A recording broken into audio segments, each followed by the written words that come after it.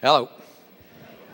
Those that know me know that it's testimony in itself that I'm standing here tonight in front of you. But I just want to say a little bit about my life here. I was an abused child, and I'm sure you've all heard that before. And I've learned in my life, instead of looking at it like a cliche, to stop and listen, because it is something serious. My father terrorized our family. He beat me. He dragged me around the house by my hair. He beat me till I wet my pants and left me weeping, standing, sitting, crying. And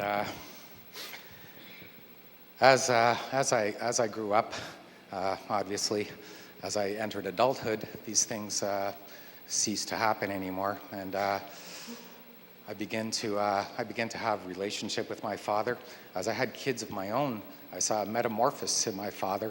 Here's a man now sitting, playing with my children on the floor, and all I could feel was resentment. I felt ripped off. Where was this when I was a kid? I had no father. My father was just a tyrant. I feared him. Life was on edge at every moment of every day. You never knew what to expect. But now this gentle man, or the man who claims to be gentle, playing with my children on the floor. But you know, I learned to forgive the man, and as our relationship grew, and I began to love him, he left me, and you know, that kind of left me in a completely different place. I think I carried on after that, you know, just not trusting anybody. I had no trust for anybody. I tried to live the toughen up principle. Nothing could harm me. Nothing could break me. You know, but that doesn't always work either. I entered into a marriage, a train wreck of a marriage that was on a derailment for 13 years. And I was married to a dominating wife that she just further put me into that place of like where I couldn't be a man. You know, it just put me into another shell. So after my marriage ended, I went on a 10-year escapade of suppressing the pain, drugs, drinking, you name it. I ended up. I had a business that I was running. It was quite a business that I'd built up, pretty decent, and I ended up losing the business from drugs.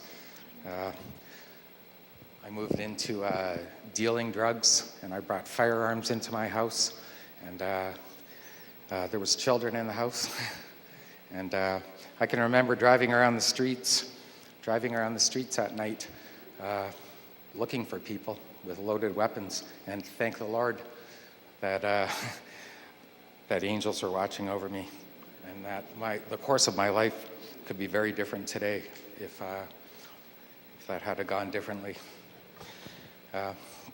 Anyway. After a decade of that, I had said to myself, enough is enough, you know, time to make a change. And I'd moved to Hamilton and had a nice little apartment.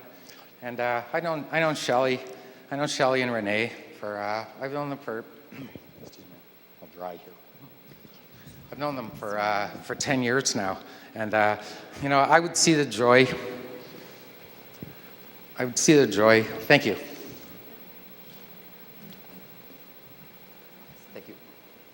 I would see the joy in Shelley, and you know, I didn't want anything to do with that.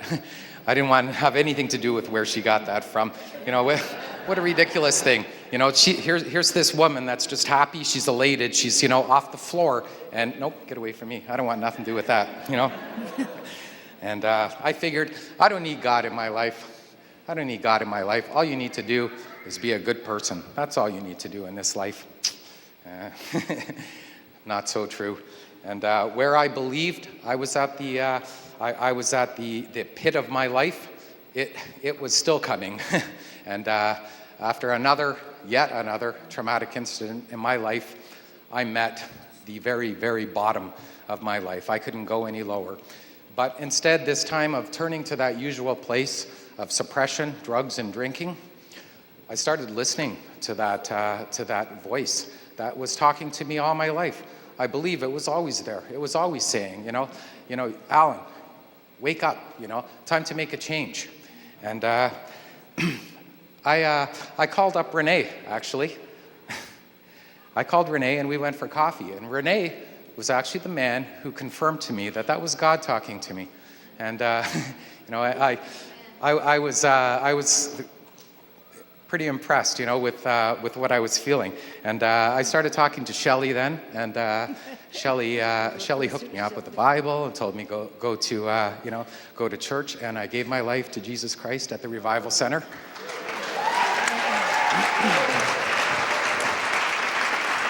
And I was hungry. I was hungry for God. I was hungry for everything that He had to give to me. And I plugged into the church right away. I was just so happy to be there. I was on cloud nine. And when Shelley started mentioning Bible school, I was like, Bible school? Are you serious? How can that be? How could that be? I have a job, I have a mortgage, I have car payments, insurance payments, all the, and that just wasn't going to happen, right?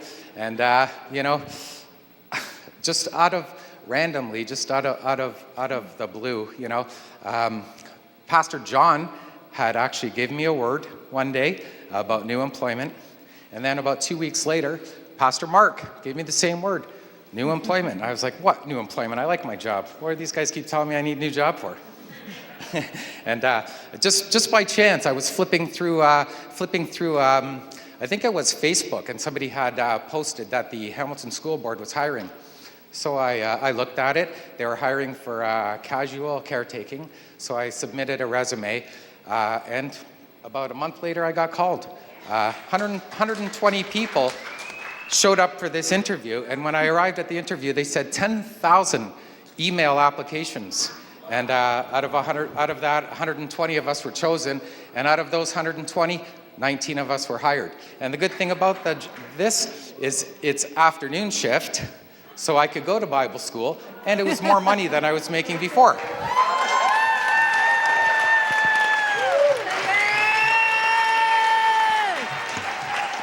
So Bible school happened for me, and you can't describe how life-changing it is. It strips away that rough exterior and fills you back up with the Spirit. It's something that you just can't describe to anybody. It's awesome. It's the most amazing experience I've ever had in my life, and I just have to say that I'm thrilled. I'm elated every day of my life. I've never been this happy for this extended kind of period, like forever, ever. And I feel so at home. And you know that if you don't feel welcome where you are, you're not likely going to stay. And I feel so happy in Eagle Worldwide Ministries. And I'm so thankful to Dr. Russ and Pastor Maeve for making all this happen. To all of our teachers and pastors, they're just amazing. And thanks, Julie, for putting up with me. And Shelley and Renee, you guys are my family. Thank you for listening.